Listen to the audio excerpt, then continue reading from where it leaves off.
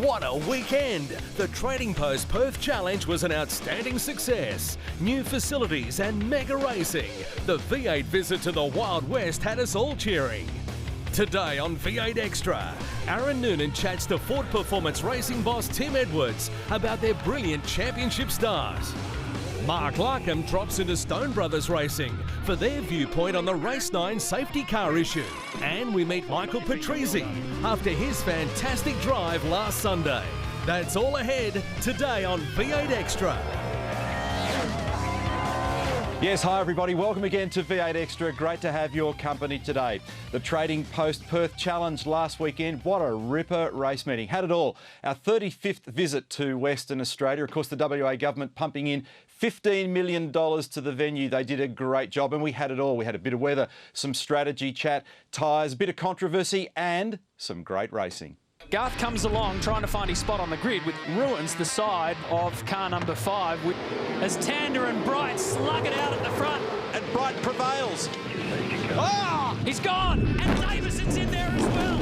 And underneath him, got it done. Jason Bright being passed by both Winterbottom and David Reynolds. Look at the windscreen. Oh, stalled. And this is the race. Winterbottom's got him. FPR do it again. First of 2 races this afternoon. It's Whincup against Winterbottom. Oh, here goes Davison down the inside of his teammate. He leaves space. These blokes have swapped position here. So there's Whincup arriving as Will Davison leaves. He is down there. This could be a championship year for Will Davison. Whincup for second, Winterbottom in third. Off they go for the final time. It's game on straight away. Both of them almost out of space. And looks and makes it work. Safety car boards and flags. Lowndes and Shane Van Gisbergen in. So we understand the wrong car was grabbed by the safety car. This is a great battle between Whincup and Winterbottom. Now on the hard tyres. Davison now on the soft tyre. Here goes Will down the inside now for that move. Here's Patrizzi. Big move for the WA boy down the inside. Up the inside. And Michael just couldn't get power to the road. 2.4 kilometres to run and Davison's got the lead into 1. Sideways. It's almost 3 wide at turn 2. It's unheard of. Watch Frosty. Frosty's got great drive here as well. This is unbelievable. This is an extraordinary drive for Will Davison. You're a legend. Well done. As it gets. And as tight as it will ever be. 1-2. FPR. Amazing images. Let's have a look at the championship situation, and it's 29 points now in favour of Jamie Whincup from Will Davison, his teammate Mark Winterbottom. So then Craig Lowndes makes it 2 Vodafone and 2 FPR. There are 3 of the Stone Brothers cars in the top 10. Great job, Fabian Coulthard for Lockwood. And boy, have we got a championship battle on our hands. Tidying up a couple of issues, the stewards report after the last race, and this little incident down at turn 1, and it involved Taz Douglas and of course Tony D'Alberto. This one was to erupt into a much bigger blue, but for his trouble, Tony got docked 25 points. Now our boys are out and about today. They're at Ford Performance Racing and Stone Brothers Racing, Aaron and Larko. And let's get down to Aaron now first of all. And mate, it's been an amazing start to the championship for the boys at FPR. Oh, Cromley, you're right. It's been an unprecedented start. They've won 7 races from the first 9. Already, it's only May and they've nearly had their best ever season. They won 8 races in 08 and they've nearly achieved that feat this year. We'll catch up with Tim Edwards to talk about the highs from last weekend in Perth and the lows as well, and a little bit of controversy along the way. So we'll check back in with you shortly. We're looking forward to that. Thanks, Aaron. Now to Larko at Stone Brothers Racing. And, mate, have they calmed down in the garage there? Oh, well, Neil, there is, understandably a lot of angst, a lot of anger, frustration. They didn't get to add to this beautiful trophy collection here behind me, mate. And we're going to grab Dave Stewart. You might remember team manager had on V8 Extra a couple of weeks ago, just to drill down a bit deeper about, the consequences to their team, what he thinks should happen to fix this in the future. All right, looking forward to that. We'll catch up with you a little bit later on in the show. So coming up, we'll have Tim Edwards with Aaron. But as we go to the break, check out the action on Saturday. All that lap 1 drama down at turn 7. Stay with us. This is V8 Extra. And Garth Tander gets a whack for his troubles. Oh, he's gone. Tander gets turned around by Reynolds. And Davison's in there as well. The championship leader, and there is a fire in car 2.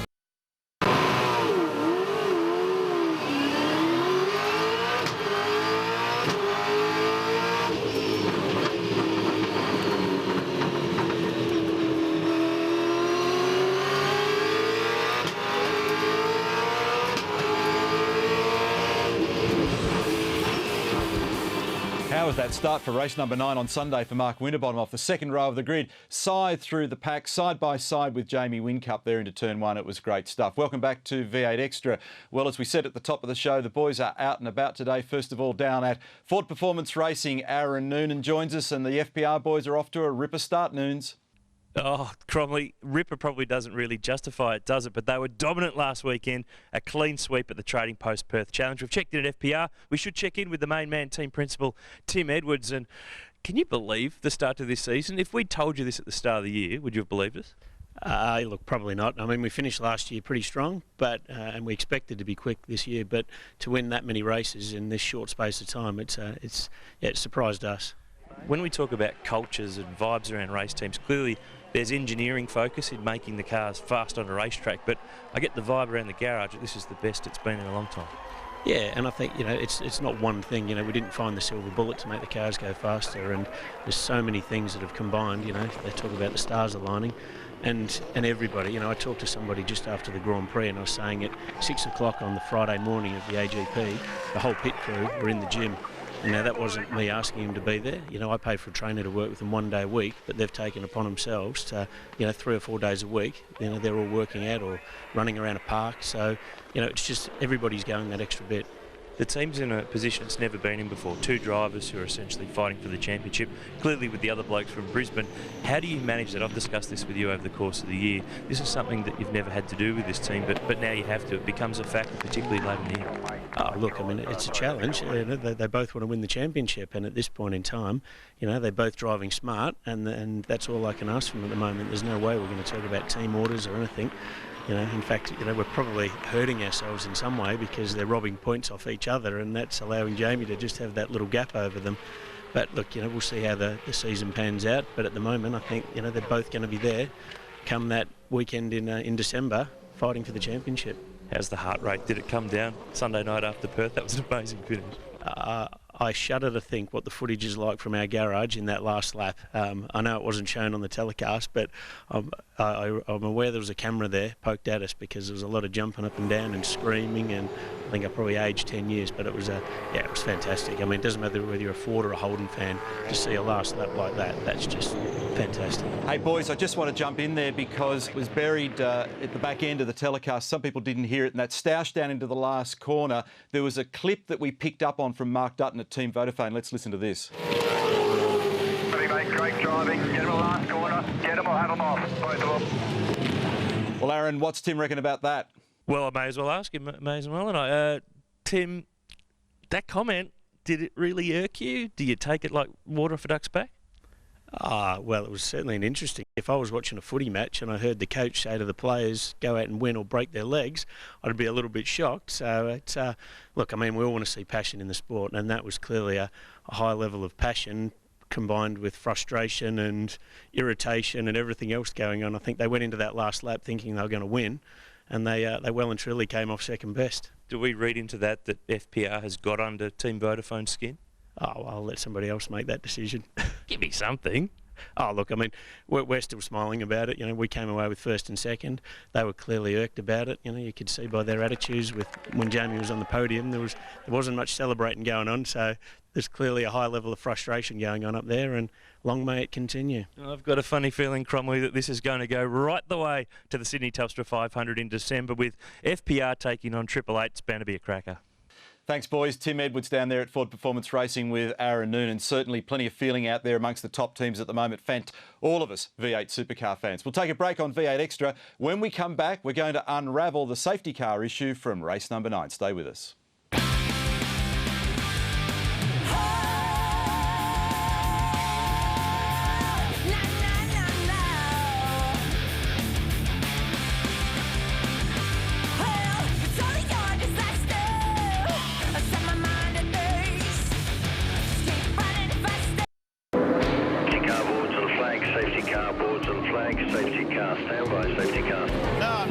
That was a disgraceful bit of race management. I hope they apologise for it afterwards. That was a really dire call. So what do you do when somebody pings you 11 laps, like 11 positions like that? It's just so frustrating. It's an absolute complete cock-up. Some pretty angry team owners there, Roland Dane and Ross Stone. Look, it's a very complicated situation what happened in race 9 last weekend. It's certainly not the simple case of mistaken identity that some of us were talking about and has been speculated a lot about during the week. The bottom line, key factors, it's a very fast lap time. It's a short lap, 2,400 metres. The new pit lane is 430 metres in total and has a big impact on the argument. We've toiled for days to explain this. Here's our report. When D'Alberto and Douglas tangled on lap 14 at turn 1, importantly, race leader Whincup was 24 seconds behind. As our coverage picked up the incident on replay, simultaneously the safety car boards and flags were deployed and the safety car placed on standby. This was some time after the actual incident and critical to the story. Meanwhile, Whincup had now already gone past pit entry. 10 seconds later, from 5th, Lowndes, Van Gisbergen and 9 others dived into the pits. 37 seconds after Lowndes and company entered pit lane, the safety car moves onto the circuit, but in front of Lowndes and seeking the race leader, still Jamie Whincup. Meanwhile, 3 seconds after the safety car deployment, Whincup enters the pits, all done at high speed. In accordance with the rules, when the leader pits, the safety car seeks the next car in the queue. This was David Reynolds, but Reynolds was 3 laps down and was duly waved past. The next car was Lowndes, but he was not the leader and coasting relative to Whincup. Race director Tim Schenken used incorrect terminology when communicating with the safety car crew, asking to capture car 888 as the leader. In fact, 888 was not the leader, merely at the head of the queue. 38 seconds after the leader Whincup enters the pit lane, Dean Fiore, who was yet to pit, passed the safety car line at the turn 1 exit, and the timing then revealed him as the new leader. 38 seconds was a long time for Lowndes and company to coast behind the safety car, awaiting that fact. Once Fiore was established as the leader, Lowndes and the cars in his group, including the SBR cars, were then waved by to join the rear of the train, and Fiore was then picked up at the head of the field. Fiore then pitted, returning the race lead to Whincup, now captured and tucked behind the safety car. Lowndes and those who pitted first were now oddly buried in the mid-pack. Certainly a very complicated situation, as I said a moment ago. So let's get to Stone Brothers Racing with Mark Larkham. Larko, can you blokes shed some light up there, please? Oh, well, you know, Neil, this is a toughie. I've actually got Dave Stewart here, the team manager. I spoke to Ross Stone, funnily enough, Neil, on the phone, and I haven't heard the team owner like him, you know, angry as I've heard him this week. Dave, shed some light on us for us, mate. What is the direct sort of consequence for your cars on the track on the day? What did it mean to you? Well, we're fighting tooth and nail for every position during the race. A pit stop, safety car comes along. We've got cars in good positions. Safety car files through. The race restarts and we've all of a sudden lost 11 places on track. To gain 11 places on track is a mammoth effort and, you know, it's very disheartening. Obviously, emotions are running high. So I want to put that in context when you say that, because for people at home, it's very hard to understand why people get so agitated. A couple of spots in this game, a couple of tenths, millions of dollars. Oh, absolutely. The amount of money it costs us to prepare the cars, get the team over to Western Australia, race, or any other track in particular, but you know, it costs us a lot of money each week to go to the race events. Drivers, I want to ask you about drivers. I actually noticed, I went to talk to Shane Van Gisbergen after the race, seriously, and he's bolted. Yeah. He was gone, he was not happy. No, well, I mean, I guess you guys were also scanning the radios and the drivers were going off. Yeah. And, you know, what you're trying to do is get their mind back on the job of going racing. It's hard for them because, you know, they've, as I said, worked tooth and nail, fought tooth and nail to get back up, and all of a sudden they're sitting behind guys that they should be in front of or they've passed. Yep. Well, Neil, you and I know, have personally spent days trying to unravel all this, work it out. Mate, what would you do? Because seriously, this bloke's one of the most reasonable guys on the pit lane, and I'd listen to what you say. What would you do? How would you change it? We probably can't change a bad decision, but how would you repair this? Well, you can't repair it once it's happened on track. So what we need to do as a category is we need to look at the mechanisms we can put in place to stop it from happening again. If that's more people in race control or better equipment or updated software, then we need to look at how we can do that. So it doesn't happen again, because we don't want these sorts of things affecting a race outcome. Well, thanks for the heads up. You know, I don't know about you, Neil. I mean, for my 2 bobs worth, I reckon we need someone maybe sitting behind the race director with more of an overview of what's going on in the race, and maybe an engineer up there with them with better software or more across it. So when your guys rolled out and Lowndes in that sort of 15th position, someone should have said, no, this can't be right. Agreed, Larko. Food for thought. Certainly there's a gap in the system when a car can end up being dropped that far back in the queue. It's something we're all going to have to look at. The issues for me, I think, safety car, slow to be initiated and deployed, it appears, and a long time to find Dean Fiore and that murdered Lowndes and that gang of cars. Look, we can go on about this forever. We're going to change pace now on V8 Extra. When we come back, we'll have a chat to Michael Patrizzi. Stay with us. To see, you know, a track with so much heritage and history, I guess getting with the present and upgrading, and you know, I guess the sport's moved on, and so do the tracks. Great for everybody. You know, it used to be the hardest race on the calendar, just the way you had to move equipment down to the pit road and out and back, and the facilities up there. We're a bit average for a state like Western Australia, so we've gone from, you know, probably one of the best facilities now. To have a proper pit lane, proper garages, proper paddock layout for V8 Supercars, first time ever here in WA. And the WA government and Events Corp and Tourism Western Australia, along with the Sporting Car Club here, really have to be congratulated for pulling the whole thing together, because I think this place was probably a little unfairly tarnished as being third world a few years ago, but certainly now this is one of the best places we go to.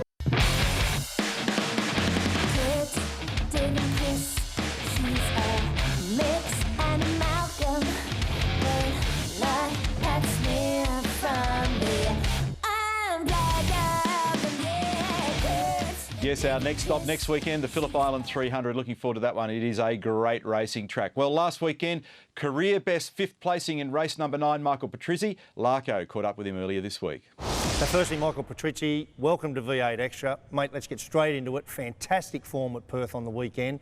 I bet you never expected you were going to be racing up the back of Jamie Whincup. Where did all this form come from, mate? Oh, it came from Techno. You know, the boys put a great car on the track, as they have all year. We've had a few small problems that has probably masked some of the results we could have had this year, but we're a new team, we're building, and look, yeah, it was a rocket since we got there on Friday.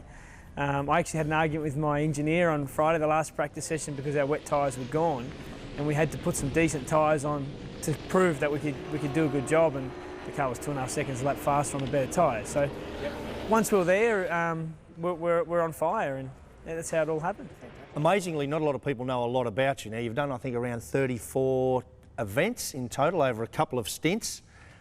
Tell us the Michael Patrizzi story. I mean, I know you've done open wheeler stuff. How did you arrive in V8 Supercar?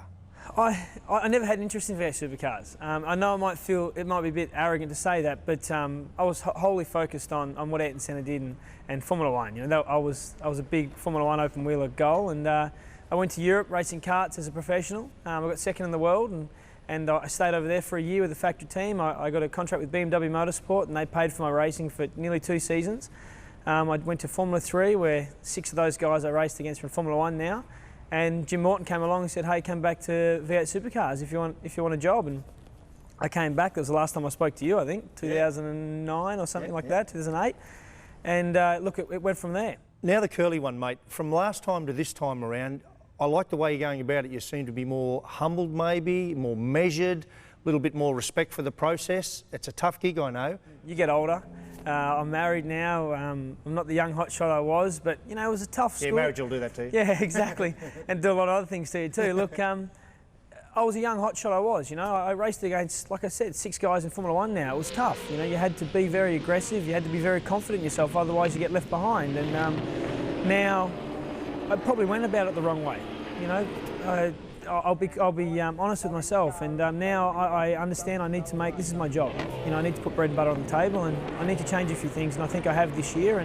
But in saying that, I've got the team around me and the equipment around me that lets me do the job I want to do. So Mick, having come predominantly from an open wheeler career, you've had one stab at V8 Supercars, went away, come back. What is it about these cars, firstly, that makes them so hard to drive, so hard to be fast in them?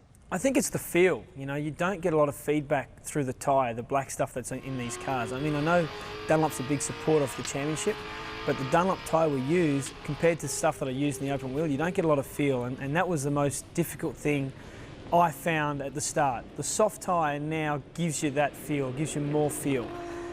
So, to me, that's the biggest difference. You can't see your tyres, you can't feel your tyres. And it takes a long time to get that feeling about it. And I think now I'm starting to get that. Now, you've been in other categories around the world, done quite well in them as you've come up as a young guy through your careers. this has got to be the toughest category in the world, has it not? I reckon it is. Look, yes and no. I do think it's very, very tough. I mean, the closeness of all the cars. You've got 28 cars, and on any given day, some guys can run in the top 5. I mean, you've got your Wing Cups and your Winterbottoms that run at the front, and Tander that run at the front all the time. But, you know, there's other guys like me that can pop in there and get a result when the team's doing the right thing on the day. So yeah, it has to be. It has to be. Certainly from a touring car point of view, 100%. Can I say, mate, it's really nice to see you up there. I mean, I've noticed all year, it hasn't just been once or once or twice. Your name keeps popping up there in the timesheets. Yep. Good luck for the rest of the season. I reckon we're going to see more of you. Thanks, Larko, and I hope so, yeah. I really do. Cheers. It's been a high-speed show today, and we're done. Let's look to next weekend, our next event, the Phillip Island 300. 18, 19, 20 of May, races 10 and 11 of the championship. And our next V8 Extra the following week. We'll wrap it all up Saturday the 26th from midday Eastern Time. Look forward to seeing you again next weekend from Phillip Island, and for all the mums tomorrow, happy Mother's Day. Bye from the V8 Extra team. Bye for now.